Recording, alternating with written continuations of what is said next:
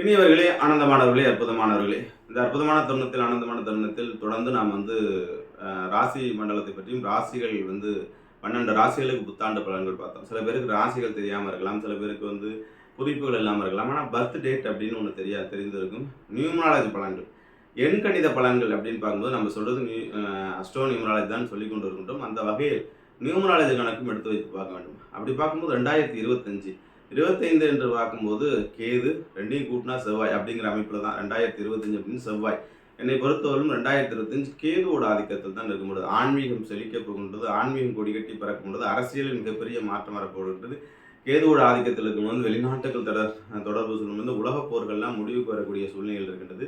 மத்தியஸ்தம் வரக்கூடிய அமைப்புகள் என்று கேது உயரத்துக்கு வரும்போது பொருளாதாரம், ஷேர் மார்க்கெட் மற்றும் பொருட்கள், அதாவது சாஃப்ட்வேர் பொருட்கள் மற்றும் மற்றபடி எலக்ட்ரானிக்ஸ் கூட்ஸ் கொண்டவெல்லாம் மிகப்பெரிய விலையேற்றத்தை, மிகப்பெரிய உச்சத்தை தொட்டு ஜப்பான் போன்ற நாடுகள் மிகப்பெரிய உயரத்தை தொடக்கூடிய விஷயங்களும் இந்தியாவுக்கும் மிகப்பெரிய அற்புதங்கள் நடக்கக்கூடிய காலகட்டங்கள் இருக்கு நண்பர்களே.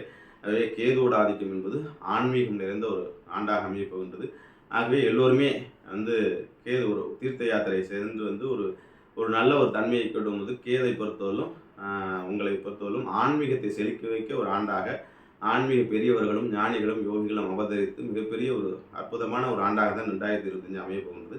அந்த வகையில் நியூமராலஜி படி பர்த் டேட் 1, 10, 28, 19 இப்படி ஒன்றாம் எண்கள் கூட்டும்போது ஒன்றா எண்ணோ இல்லை எல்லாத்தையும் கூட்டு விதி எண் 1 என்ற எண்கள் வரக்கூடிய தேதியில் பிறந்தவர் 1ஆம் தேதி, 10ஆம் தேதி, 19ஆம் தேதி, 28ஆம் தேதியில் பிறந்தவர்களுக்கு இந்த 2025 எப்படி இருக்கும் என்று பார்க்கும் நண்பர்களே. பெரும்பாலும் சூரியனுடைய ஆதிக்கத்தில் 1 என்றால் சூரியனுடைய ஆதிக்கத்தில் இருப்பவர்கள், 10ஆம் எண் பெரும்பாலும் அரசாங்க உத்தியோகங்கள், அரசாங்க அலுவலகங்கள், மற்றபடி அரசு சம்பந்தப்பட்ட விஷயங்கள், கவர்மெண்ட் கான்ட்ராக்ட் எடுத்துருக்கவங்க, கவர்மெண்ட் எம்ப்ளாயீஸ், இந்த மாதிரி ரெகுலராக ஒரே ஒர்க்கை பார்த்துட்டவங்க, காலையில் எழுந்திரிச்சு ஆஃபீஸ் போயிட்டு சாயந்தரம் உட்காந்துட்டு மாத சம்பளம் வாங்கி கொண்டு இருப்பவர்கள், இவர்கள் எல்லாருமே சூரியனுடைய ஆதிக்கத்தில் 1ஆம் எண் ஆதிக்கத்தில் ஒரு குறிப்பிட்ட வயசுக்கு மேலே லைட்டாக கண்ணாடி அனுபவிச்சிருக்காங்க.